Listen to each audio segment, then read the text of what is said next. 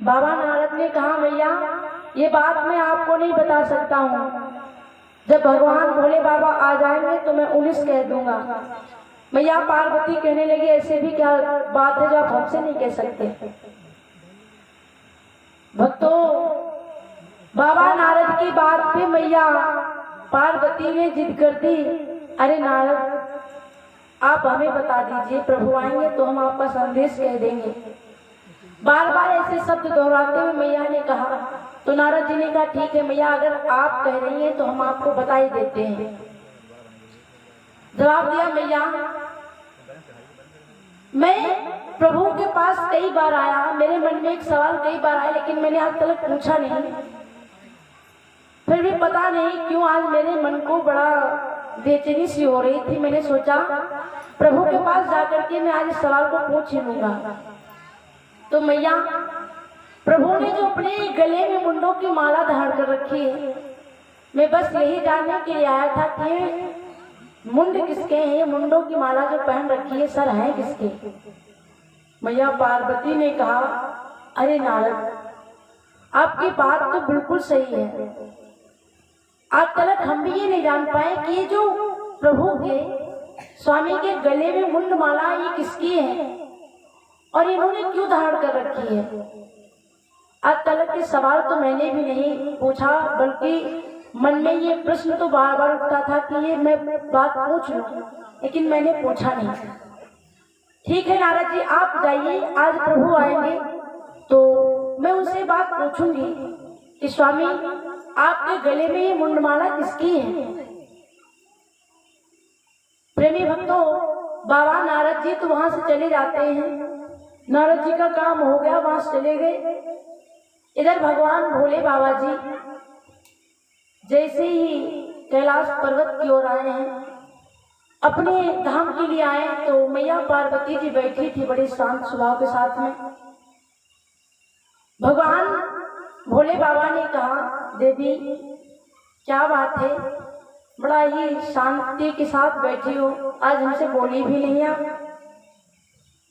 हे देवी ऐसा करो, आप मुझे थोड़ी सी भांग घूट के ला दो, मैं आया हूँ तो थोड़ी मेरी सेवा कर दो।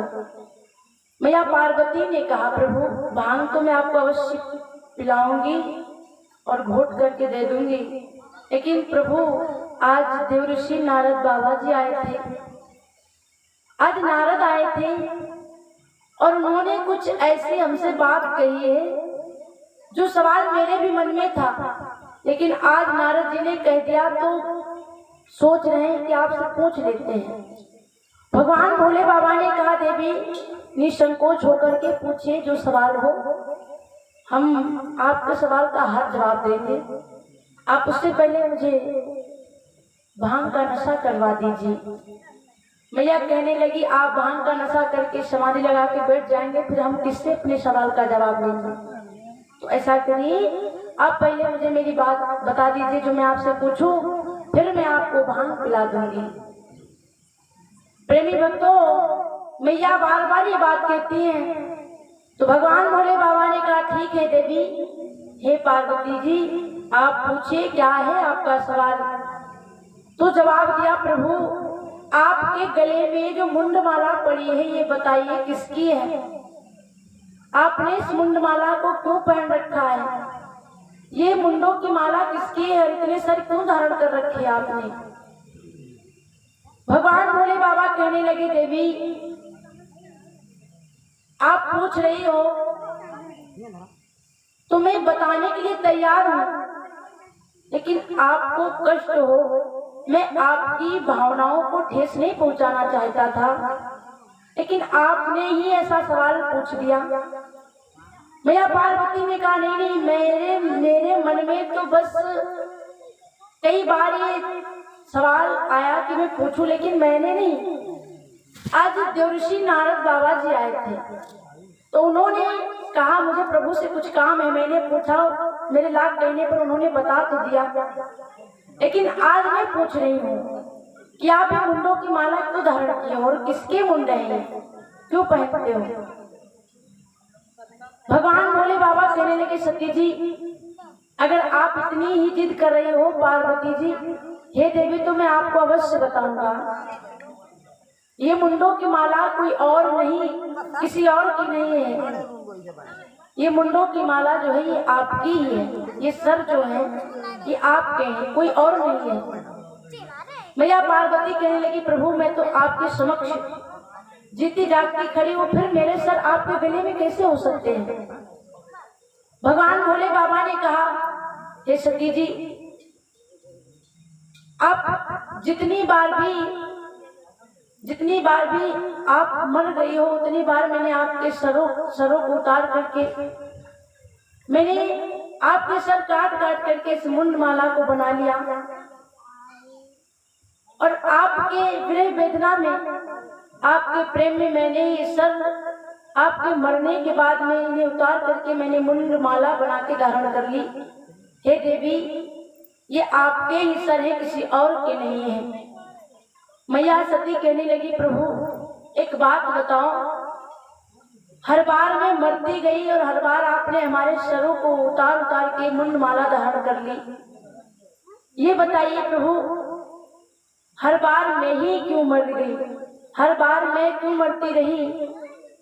आपको क्यों काल ने नहीं छुआ? भगवान भोले बाबा ने कहा, हे देवी, मैंने अमर कथा सुन रखी है। जो अमर कथा को सुनता है वो अमर हो जाता है, उसे कभी मौत नहीं आती, उसे कभी काल भी छू नहीं सकता है। प्रेमी भक्तों, मैया पार्वती ने कहा, वो बात तो ठीक है प्रभु, लेकिन अब एक बात मुझे और चिंतित कर रही है कि आपने अमर कथा सुनी है, आपको कभी मृत्यु नहीं आती, तो मुझे इस अमर कथा को क्यों नहीं सुना देते हो? प्रभु, अब मैं भी नहीं मरना चाहती, हर बार मैं ही मर जाती हूँ और आप मेरे मरने के बाद में मेरे सर उतार के मुंडों की माला बना के आपने धारण कर ली। इसीलिए आज से प्रभु मैं भी अमर कथा सुनना चाहती हूँ। भगवान भोले बाबा ने कहा, देवी, अमर कथा कोई साधारण नहीं है। अमर कथा एक बिल्कुल ऐसी जगह पे सुनाई जाती है इस अमर कथा को आपके अलावा कोई और ना सुने। कोई सुंदर सा स्थान हो जहाँ पर सिर्फ कथा सुनने और सुनाने वाला ही होना चाहिए, वहां पर कोई जीव जंतु भी नहीं होना चाहिए। तो देवी, ऐसी कौन सी जगह है जहां मैं आपको अमर कथा सुनाऊं? प्रेमी भक्तों, भगवान भोले बाबा ने जब ये बात कही है तो मैया सती ने कहा, प्रभु आपको पता होगा, आप ही कुछ उपाय करें, लेकिन मुझे अब अमर कथा सुननी है। भगवान भोले बाबा ने कहा, देवी, अमर कथा तो मैं आपको अवश्य सुना दूंगा, लेकिन अमर कथा सुनने के समय आप हुकारी भरते रहना, ताकि मुझे ऐसा लगे कि आप उस कथा को सुन रही हो। अगर कथा के बीच में आपने हूँ करना बंद कर दिया, हुकारी भरना बंद कर दिया, तो मुझे ऐसा लगेगा कि आप कथा को नहीं सुन रही हो और आप अमर नहीं हो पाओगी। मैया ने कहा, चिंता ना करो, मैं उस कथा को श्रद्धा और भाव और लगन के साथ में सुनूंगी, तन मन धन सब भगवान के चरणों में समर्पित कर दूंगी, लेकिन अमर कथा को सुन के अब मैं अमर होना चाहती हूँ। प्रेमी भक्तों, आज भगवान भोले बाबा मैया पार्वती को लेकर के चले हैं एक सुंदर से विपिन की ओर, जहाँ पर प्रभु भोले बाबा और मैया पार्वती के अलावा कोई और नहीं होगा। एक विपिन में पहुंचे और जा करके उस जंगल में देखा, उच्च स्थान देख रहे हैं कि बैठ करके कथा कहाँ श्रवण कराई जा सकती है। जंगल के जीव जंतुओं को भगाने के लिए भगवान भोले बाबा ने आज अपने डमरू को लिया और डमरू को हाथ में लेकर के बजाने लगे हैं।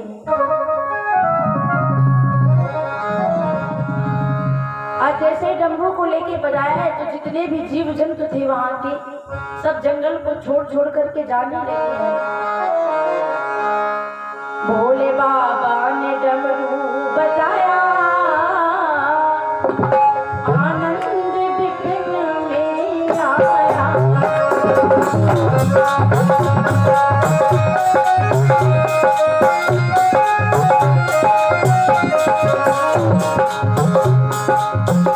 भोले बाबा ने डमरू बजाया, आनंद विपिन में आया।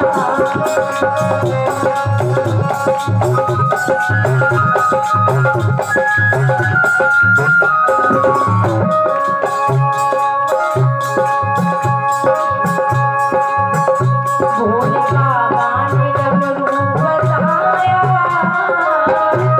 आनंद विपिन में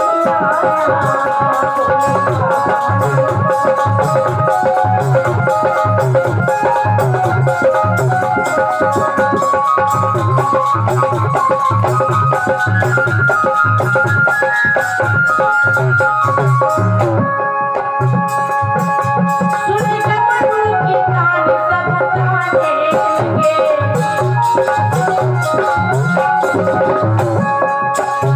सुन डमरू की तान सब जाने लगे।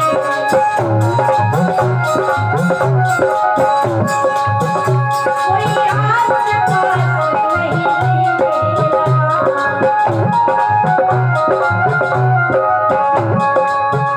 भोले बाबा ने डमरू बजाया, आनंद विपिन में आया।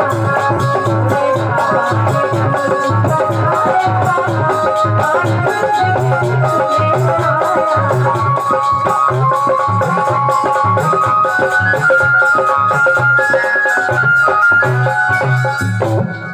प्रेमी भक्तों, भगवान भोले बाबा ने आज अपने डमरू को लिया और बजाने लगे हैं। जैसे डमरू को बजाया है तो डमरू की आवाज सुन करके विपिन के जितने भी जीव जंतु थे सारे जंगल को खाली करके चले गए।